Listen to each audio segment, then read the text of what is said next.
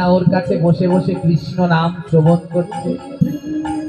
কৈলাস থেকে ভোলানাথ এসেছেন গোবিন্দকে প্রণাম করতে, দেখে গোবিন্দের নয়নে জল। বলছে, গোবিন্দ তুমি কাঁদছো কেন? দেখো দেখো ওই ভক্তের দিকে তাকিয়ে দেখো, ভক্ত ভোলানাথ 16 দিন হয়ে গেল কিচ্ছুটি খায় না। গুরুদেব বলেছে না আসা পর্যন্ত চোখ খুলবে না। দেখো ও বোধহয় আর বেশিক্ষণ বাঁচবে না। ভোলানাথ তুমি যাও, তুমি গিয়ে ওকে বোঝাও। স্বয়ং দেবাদিদেব মহাদেব এসে বললেন, কৃষ্ণদাস চোখ খোলো।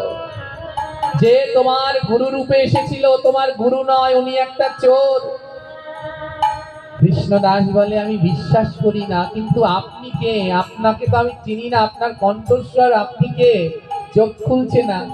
ভোলানাথ বলছেন, আমি দেবাদিদেব মহাদেব, চোখ খুলে দেখো।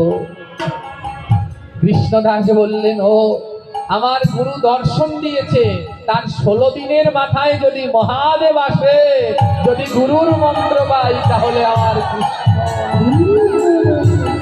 হরে কৃষ্ণ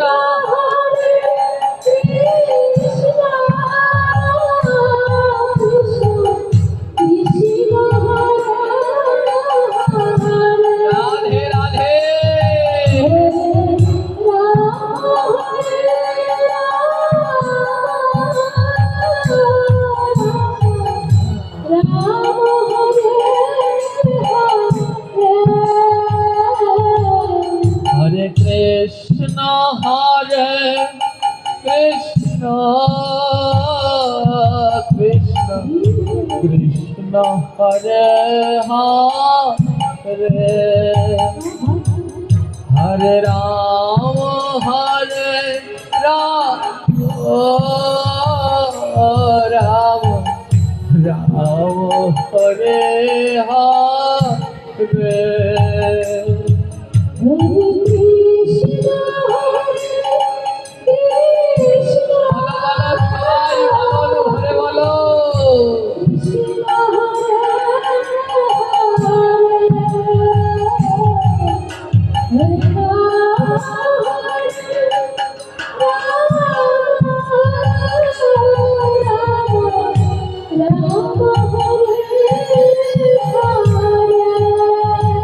ভোলানাথ বললেন, না এমন ভক্ত পাওয়া যাবে না, আমিও বসে বলি। কি মধুর নাম গাইছে রে। ভোলানাথ পাশে বসে বললেন। ব্রহ্মাদেব গেলেন গোবিন্দকে দর্শন করতে, গিয়ে দেখে গোবিন্দের নয়নে জল। ব্রহ্মা বলে,